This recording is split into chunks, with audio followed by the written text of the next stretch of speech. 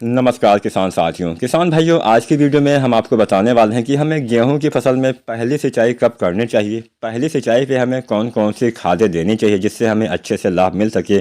इसके बारे में संपूर्ण जानकारी आप सभी को देने वाले हैं। चैनल पे अगर नए हैं तो इंडियन एग्री हेल्प चैनल पर सब्सक्राइब करके बेल आइकन जरूर दबाएँ, जिससे मेरी आने वाली सारी वीडियो आप तक बड़ी आसानी से पहुँच सके। सबसे पहले हम जानेंगे पहली सिंचाई कब करनी चाहिए, उसके बाद में हम जानेंगे कि हमें कौन कौन सी खादों का प्रयोग करना चाहिए। अगर आप पूरी वीडियो देखेंगे तभी आपको सही से समझ में आएगा। बहुत सारे किसान भाई गलती ये करते हैं कि वीडियो को काट काट कर देखते हैं, जिससे उन्हें सही और एक सटीक जानकारी नहीं मिल पाती। हम बीच में ऐसी बहुत सारी जानकारी देते रहते हैं जो हो सकता है आप उससे छूट जाएं, तो इसलिए आपको पूरा वीडियो जरूर देखना चाहिए। यहाँ पे पहली सिंचाई में बहुत सारे किसान भाई बहुत सारी गलतियाँ भी कर देते हैं। बहुत ज़्यादा मात्रा में सिंचाई कर देते हैं, पानी एकदम भर जाता है, जिससे सबसे ज़्यादा नुकसान क्या होता है कि पानी भरने से आपकी जो फसल है पीली हो जाती है। तो ऐसी गलती आपको नहीं करनी है। पहली सिंचाई आपको हमेशा हल्की करनी होती है, कम सिंचाई करनी होती है। केवल इतना सिंचाई करिए कि हाँ, मिट्टी थोड़ा सा गीला हो जाए, पानी का भराव नहीं होना चाहिए। अगर शुरुआती अवस्था में पानी भर जाता है, फसलें पीली हो जाती है, नुकसान हो जाता है। तो अगर हम बात करें हमें कब पहली सिंचाई करनी चाहिए, तो पहली सिंचाई का जो सबसे उपयुक्त समय होता है 21 दिन से लेकर 25 दिन का समय होता है।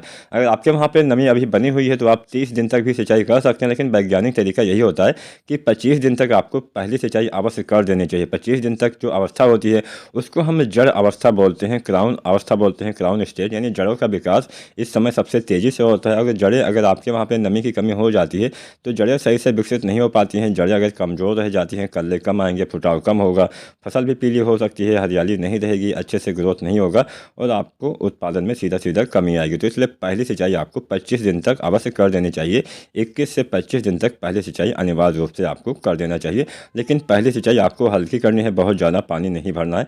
केवल इतना पानी भरिए कि हाँ, पूरे खेत में पानी फैल जाए, लेकिन हाँ, पानी का भराव ज़्यादा देर तक ना रहे। मतलब पानी टिकना नहीं चाहिए, भले ही आप कितना भी सिंचाई करें, पानी भरा खेत में ना हो।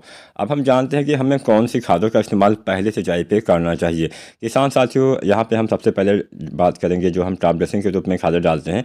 तो यहाँ पे हम आमतौर पर जब पहली सिंचाई करते हैं तो हम 2 से 3 खादों का प्रयोग करते हैं। पहली खाद हो गई यूरिया, यानी हम नाइट्रोजन की पूर्ति करते हैं। तो टॉप ड्रेसिंग के रूप में अगर आप यूरिया खाद का इस्तेमाल करते हैं तो यूरिया की आपको 25 से 30 किलोग्राम मात्रा प्रति एकड़ के हिसाब से यूज करना होता है। 25 से 30 केजी यूरिया पर्याप्त होती है पहले टॉप ड्रेसिंग में। आपको जब आप पहले सिंचाई करते हैं तो मान के चलिए 30 से 35 दिन तक आप इसको इस्तेमाल कर सकते हैं। तो सबसे पहले आपको 25 से 30 केजी दानेदार यूरिया लेनी है। इसके साथ में किसान साथियों जो आती है जिंक सल्फेट, इसका प्रयोग आपको करना है। जिंक की कमी से भी हमारे पौधे में बढ़वार अच्छे से नहीं हो पाती है, अच्छे से फुटाव नहीं होता है, कलर में कमी आ सकती है, पौधे में हरियाली कम हो सकती है और जिंक की कमी से खैरा नामक बीमारी भी लग जाती है। तो किसान साथियों, हमें क्या करना है, जिंक की पूर्ति के लिए जो 33% वाली जिंक आती है, इसकी किसान साथियों 5 किलोग्राम मात्रा यानी 5 केजी 33% वाली जिंक आपको लेनी है। साथ में 25 से 30 केजी दानेदार यूरिया का इस्तेमाल करना चाहिए।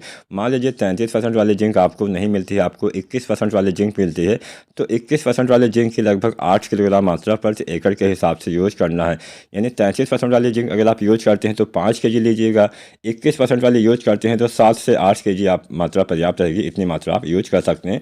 और यूरिया की मात्रा तो 25 से 30 केजी ही आपको रखनी चाहिए। हमारे बहुत सारे किसान भाई क्या करते हैं कि वो जिंक को मिट्टी में नहीं डालते हैं, वो इसका छिड़काव करते हैं। तो अगर आप जिंक का छिड़काव करना चाहते हैं तो जो 33% वाली जिंक आती है इसकी आपको 750 ग्राम मात्रा लेनी है। इसके साथ में 1 किलोग्राम दानेदार यूरिया का घोल बना के आप यूज़ करिए, या फिर बुझे हुए चूने के पानी 500 ग्राम आपको चूना जो है बुझा हुआ होता है उसको शाम को आपको भिगो देना होता है। उसके बाद में सुबह जो पानी निकलता है उसी से आपको इसका छिड़काव कर देना चाहिए। तो या तो आप बुझे हुए चूने के पानी का इस्तेमाल करें या फिर 1 किलोग्राम दानेदार यूरिया का घोल बना के आप इसका छिड़काव कर सकते हैं। 33% वाले जिंक की आपको 750 ग्राम मात्रा लेनी है। 21% वाले जिंक की आपको 1 किलोग्राम मात्रा लेनी है। साथ में 1 केजी आपको यूरिया या फिर बुझे हुए चूने का पानी लेना है। और जो एक जिंक और आती है 12% वाली, इसकी आपको 100 से 150 ग्राम मात्रा प्रति एकड़ की दर तक आपको यूज करना होता है। इतनी मात्रा पर्याप्त होती है। तो इस तरह से भी आप जो जिंक है इसकी पूर्ति कर सकते हैं। हम एक खाद की बात और कर लेते हैं, वो है किसान साथियों सागरिका। बहुत सारे किसान भाई सागरिका का भी इस्तेमाल करना चाहते हैं। तो सागरिका अगर आप डालना चाहते हैं तो मिट्टी में उसको भी आपको देना होता है, पहली सिंचाई के बाद उसको भी आप प्रयोग कर सकते हैं। और अगर आप पहली सिंचाई पर सागरिका डालना चाहते हैं तो यूरिया खाद के साथ बड़ी आसानी से आप सागरिका का भी प्रयोग कर सकते हैं, या फिर आप सिंगल भी इसको डाल सकते हैं। इसके साथ साथ किसान साथियों, अगर आप NPK खादों का स्प्रे यानी छिड़काव करना चाहते हैं तो NPK खादों का छिड़काव भी हमें पहले सिंचाई के बाद ही करना होता है। तो यहाँ पे जब आप जैसे बेसल डोज के रूप में अगर आपने जो है ये खादें डाल दी तो उसके लगभग 1 सप्ताह या 10 दिन के बाद ही आपको इन NPK खादों का प्रयोग करना चाहिए। सबसे पहला NPK 19-19-19 आता है, इसकी 1 से 1.5 kg मात्रा आप पहली सिंचाई के बाद यूज कर सकते हैं। वीडियो पसंद आई हो लाइक करें, कोई सवाल कोई सुझाव हो नीचे आप कमेंट भी कर सकते हैं। वीडियो देखने के लिए आपका बहुत बहुत धन्यवाद। वीडियो को लाइक ज़रूर करें।